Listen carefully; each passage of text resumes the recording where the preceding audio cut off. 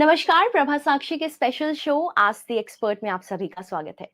जैसा कि आप जानते हैं, हमारे शो में हम हमारे हेल्थ एक्सपर्ट से उन सभी सवालों को पूछते हैं जिनके जवाब आप जानना चाहते हैं। आज जिस मुद्दे पर हम बात करने जा रहे हैं वो है शिंगल्स।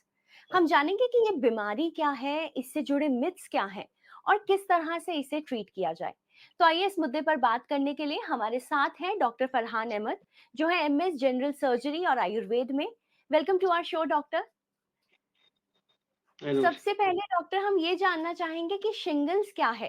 क्योंकि आजकल के बारे में ना इसके बहुत सुनने को आ रहा है और गवर्नमेंट भी बहुत तरह के अवेयरनेस कैंपेन्स चला रही है। तो प्लीज़ आप पहले ये बताइए हमारे व्यूअर्स को कि शिंगल्स क्या है और किस तरह से ये बीमारी होती है? बेसिकली शिंगल्स जो है एक वायरल इन्फेक्शन है जो चिकन पॉक्स के वायरस से जो है रिएक्टिव हो जाता है। अ, किस वजह से रिएक्टिव होता है उसका कोई पता नहीं चल पाया अभी तक फ़िलहाल। और हुँ, इसमें जो है ब ब शरीर पे जो है रैशेज़ पड़ जाते हैं, ब्लिस्टर पड़ जाते हैं, हुँ, उसपे दाने हो जाते हैं और हुँ, बहुत दर्द होता है, जलन होती जी। है। तो ये कम्युनिकेबल डिसीज़ है क्या? एक-दूसरे से छुआ-छूत से ये फैलता है और किस तरह से अगर हम अपने हाइजीन का ध्यान रखें, तो क्या इसे कंट्रोल कर सकते हैं हम? देखिए, ऐसी बात नहीं है कि ये लोगों से फैलता हो, ये कम्युनिकेबल डिसीज़ हो, ऐसा कुछ नहीं है। हुँ, हुँ। अलबत्ता अगर किसी को ऐसा हो जाता है, तो उसको जो है ढक के रखना चाहिए, इस वजह से कि जी। वो और भी इन्फेक्टेड ना हो। नहीं, ऐसा नहीं है कि अगर स्किन प्रॉब्लम है, ढकने से और ज़्यादा वो प्रॉब्लम बढ़ेगा, ऐसा तो कुछ नहीं है? नहीं, ऐसा कुछ नहीं, बस इसलिए ढकना है, क्योंकि अगर आप उसको बार-बार टच करते हैं, तो इन्फेक्शन और बढ़ेगा, तो उससे जो है जी। कॉम्प्लिकेशन बढ़ेंगे। जैसे कि अगर ये इन्फेक्शन और भी बढ़ जाता है, तो हुँ, हुँ। कभी-कभी जो है आँख में की रोशनी पे असर पड़ जाता है उसपे। जी, तो जी। इसलिए उसको और ना बढ़ने देना है और नहीं बढ़ने हुँ, देना है तो उसके लिए हमें ढक के रखना बेहतर होगा। जी। सर, इस हुँ। बीमारी से तकलीफ़ सुना है कि बहुत होती है, तो किस तरह की समस्या लोग अक्सर फ़ील करते हैं या उन्हें क्या तकलीफ़ होती है?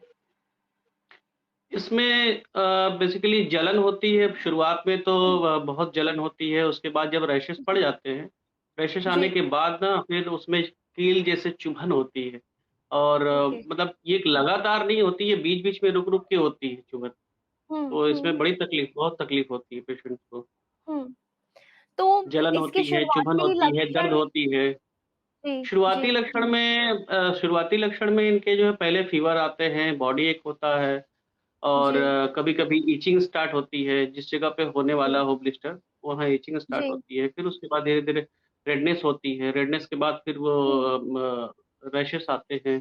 शिंगल्स एक वायरल इन्फेक्शन है, जिसको हम हर्पिस ज़ोस्टर भी कहते हैं और इंडियन लैंग्वेज में इन्हें जो है जनेऊ भी कहा जाता है और ब्रह्मसूत्री भी कहा जाता है, नागिन भी कहा जाता है।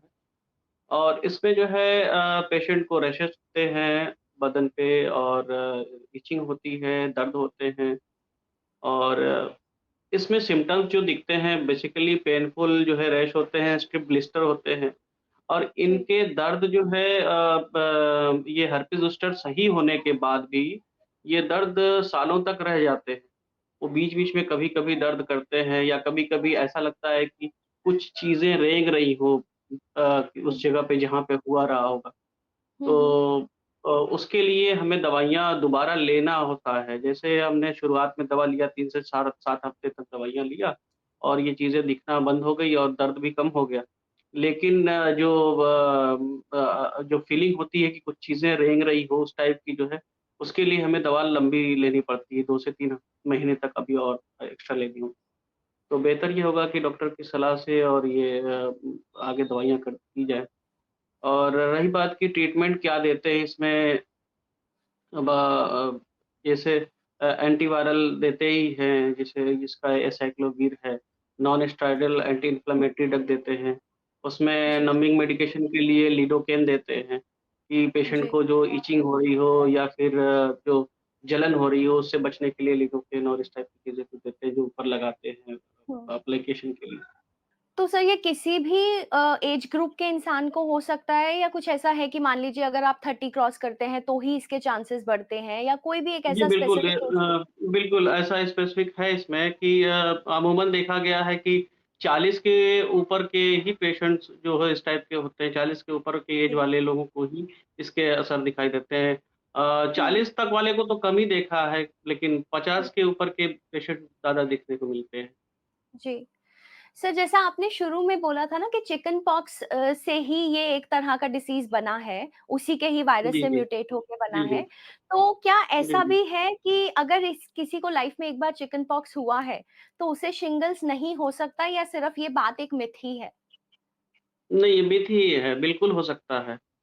और जी। ये ऐसा तो नहीं है कि हम अगर वैक्सीन लगा चुके हों, बचपन में हमें हुँ, वैक्सीनेट किया जाता है चिकन पॉक्स का, लेकिन जी, फिर भी हमें चिकन पॉक्स हो जाते हैं। ज़रूरी जी। नहीं कि हमने वैक्सीन ले लिया है तो फिर हमें हो ही ना। हाँ, अमूमन ये है कि हुँ, 80 से 85% तक हमें उम्मीद होती है कि अगर हमने वैक्सीन ले लिया है, तो हुँ। दोबारा होने के चांस कम होते हैं। लेकिन हो सकते हैं, ऐसा है। ठीक।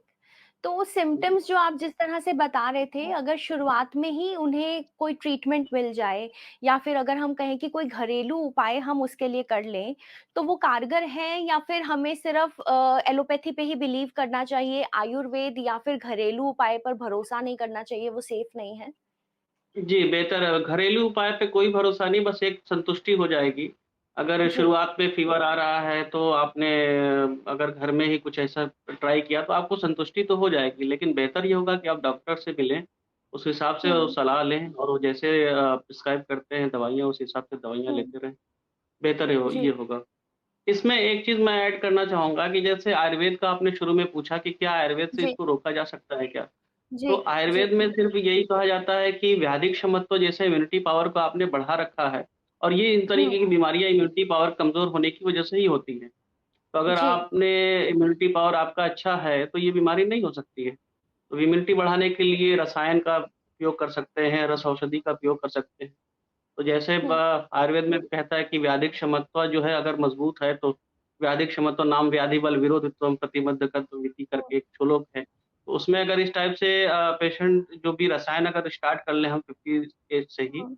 रसायन लेना या फिर रस औषधि लेना स्टार्ट कर दें, तो इससे हम बचा जा सकता तो वो औषधि जो आप कह रहे हैं, कोई ऐसी स्पेसिफिक औषधि है जिसको लें तो हमारी इम्यूनिटी ज़्यादा जल्दी है। स्ट्रॉन्ग हो सकती है? ये बेहतर ये होगा कि डॉक्टर की सलाह से लें। जी, जी, ठीक है। बिल्कुल। मतलब हम एलोपैथी के साथ-साथ आयुर्वेदिक ट्रीटमेंट को कंबाइन करके लें डॉक्टर की ले सलाह सकते से, हैं। तो ही वो बिल्कुल, सही बिल्कुल। रहेगा? जी, कोई बिल्कुल, घरेलू बिल्कुल। उपाय करने से परहेज़ करें। ठीक जी, है डॉक्टर। बिल्कुल।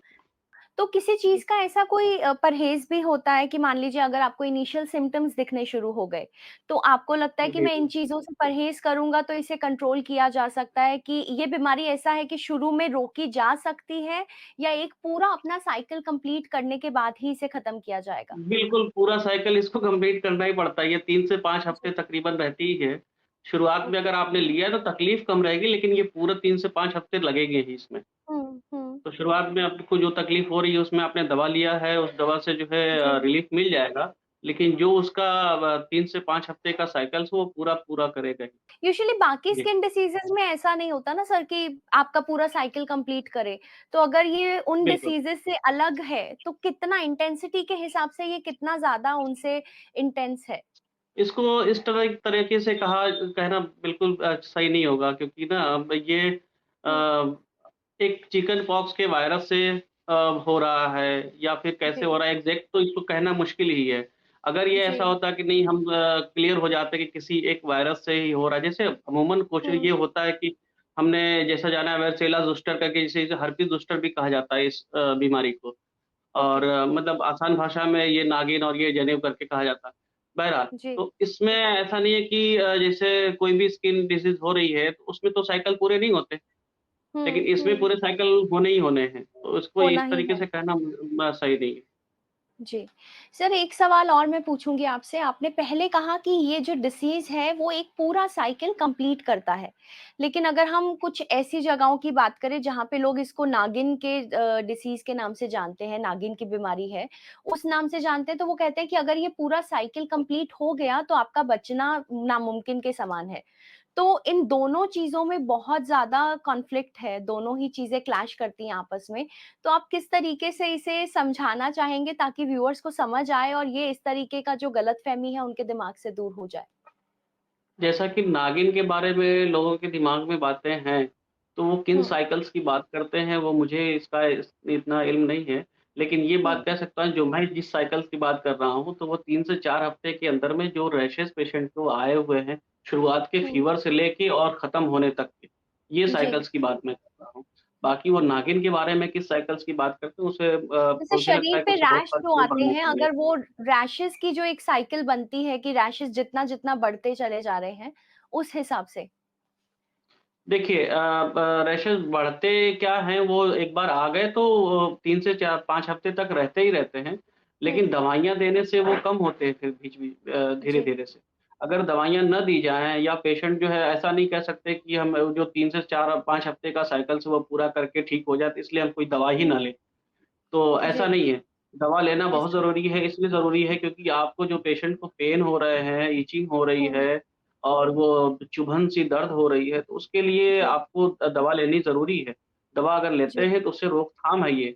हाँ, अलबत्ता जी, ये है कि 3 से 5 हफ्ते का जो वक़्त है, वो इसका एक साइकिल्स है जो पूरा होना ही है। लेकिन हुँ, ये नहीं है कि अगर हमने ऐसे छोड़ दिया तो ठीक हो जाएगा, ऐसा भी नहीं है, वो कॉम्प्लिकेशन बढ़ते हैं। बढ़ अगर जाएँगे। हमने छोड़ दिया तो कॉम्प्लिकेशन बढ़ेंगे। और फिर हुँ। वो घातक हो जाएँगे, यहाँ तक कि जानलेवा हो जाएँगे। जी। सर जैसे हुँ। शुगर और बीपी हमारे आमतौर पर बीमारी हर किसी को देखने को मिलती है, तो ये एक बार अगर हो जाती है तो हमेशा आपको लाइफ टाइम शुगर और बीपी को झेलना पड़ता है। तो क्या ये भी उसी तरह की बीमारी है अगर 40 के बाद किसी को हो गया, तो उसे लाइफ जी, टाइम जी। ये रहेगी या कुछ ऐसा है कि नहीं 1-2 साल में ट्रीटमेंट हो गया पूरी तरह से तो खत्म? देखिए 1-2 साल तो नहीं, हमने शुरुआत में आपने जैसे बताया कि 3 से 5 हफ्ते का जो साइकिल्स है, इसको पूरे होने के बाद जो दवाइयाँ आप जी, ले रहे हैं, उससे तो ये ठीक तो हो जाता है। जी। और आपने अगर वैक्सीन ले लिया हो उसके अलावा भी, तो हुँ, तकरीबन 7 साल तक तो बिल्कुल आप सेफ रहेंगे, 90% तक सेफ हुँ, हैं। 10% में ये हुँ। उम्मीद होती है कि शायद हो जाए, लेकिन दोबारा 90% हो तक आप सेफ हो जाते हैं वैक्सीन लेने से। जी। तो जो आप वैक्सीन का कह रहे हैं सर, वो वैक्सीन वही है जो हम बचपन में लेते हैं या फिर बाद में भी कोई वैक्सीन है जिसे अगर लें तो वो सही हो जाता है? जी, बिल्कुल, ये बाद की वैक्सीन है जो 50 के एज तक के जो अपने हुँ, ओल्ड एज वाले हैं, उनको देना जी। होता है। उसमें जो है 2 डोज़ होती है। फर्स्ट हुँ, डोज़ जो है लगाने के तकरीबन 2 से 6 महीने के बीच के अंदर में हम दूसरा डोज़ लगा हुँ, सकते हुँ, हैं। ओके। तो कोई भी इस वैक्सीन को ले सकता है, कोई एज रिस्ट्रिक्शन नहीं है या फिर कोई ऐसा होता है कि एज का मतलब यही है कोमॉर्बिडिटीज़ कि है? हाँ, हुँ, एज का हाँ, कोमॉर्बिडिटी में जैसे जिन पेशेंट को रिएक्शन है कुछ किसी दवाइयों से, जैसे जी, जिनको कभी रिएक्शन हो चुका हो तो जी, उन्हें बचना चाहिए वैक्सीन लेने से जब तक कि ये कुछ चीज़ें ऐसा इनको नज़र ना आने लग जाएँ। ठीक है। तो उसके कोई साइड इफ़ेक्ट्स भी होते हैं क्या वैक्सीन के? साइड इफ़ेक्ट्स में ब्लिस्टर्स और ज़्यादा बढ़ जाते हैं, कभी-कभी किसी पेशेंट के तो हुँ, हाँ, साइड इफ़ेक्ट में निमोनिया होने के चांस ज़्यादा होते हैं।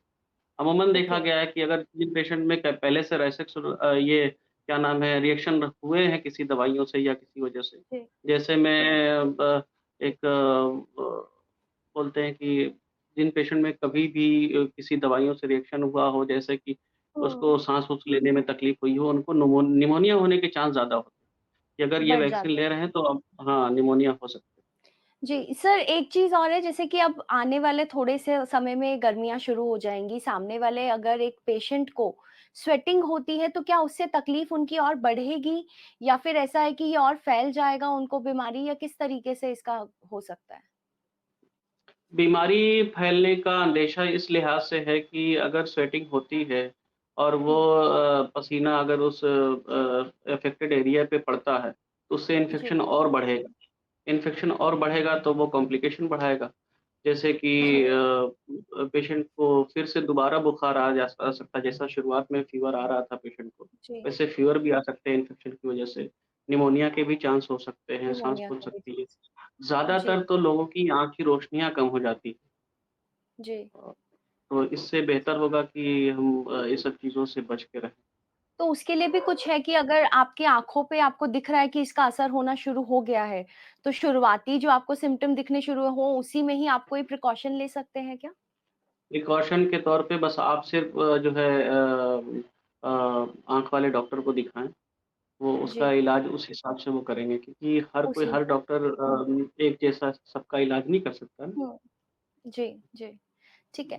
एक चीज़ और है कि जैसे डॉक्टर हमारा यूजुअली एक पूरा सोसाइटी का ऐसा सिस्टम हो गया कि 40s के बाद लेडीज़ कंसीव करती हैं, शादी लेट हुई 40s तक कंसीव किया और आप कह रहे हैं कि 40 के बाद यूजुअली लोगों को इसके सिम्पटम्स दिखने शुरू होते हैं। तो क्या हुँ, हुँ, प्रेगनेंसी हुँ। में भी कोई कॉम्प्लिकेशंस होती हैं इसके वजह से? 40 का जैसे हमने बताया कि 40 के ऊपर वाले पेशेंट बहुत कम नज़र आए हैं और जी, अमूमन पेशेंट जो है वो 50 के बाद वाले हैं। हाँ, ठीक है। अगर ऐसा कुछ किसी पेशेंट में होता है कि हुँ, उम्र 40 है और प्रेगनेंसी भी है, तो हुँ, उसके लिए इलाज तो वही सेम ही रहेगा लेकिन उसमें कुछ चीज़ें चेंज हो जाती हैं। कि हुँ, जिससे जो है हुँ, प्रेगनेंसी पे इफ़ेक्ट ना हो। तो हुँ, गायनेकोलॉजिस्ट और ये एक स्किन के जो डर्मेटोलॉजिस्ट हैं, उनके दोनों की जी, कॉम्बिनेशन के साथ जो है, दोनों की सलाह के जो साथ जो है दवाइयाँ चलेंगी, दवाइयाँ चलनी उससे सेफ चाहिए। रहेगी प्रेगनेंसी। जी, बिल्कुल। जी, धन्यवाद डॉक्टर, आपका बहुत-बहुत शुक्रिया हमारे व्यूअर्स को इतनी सारी जानकारी देने के लिए। मुझे लगता है कि जितने भी सवाल हमने पूछे, लोगों के मन में जितने भी इस बीमारी से जुड़े हुए सवाल थे, उनका आंसर उनको मिल गया होगा। अगले सप्ताह हम फिर से एक बार हाज़िर होंगे किसी और नई जानकारी के साथ। तब तक के लिए धन्यवाद। अगर आप भी लेना चाहते हैं देश दुनिया की तमाम जानकारी तो आज ही सब्सक्राइब करें हमारे चैनल को। साथ ही नीचे दिए बेल आइकन को जरूर दबाएं ताकि हर अपडेट आप तक पहुंच सके।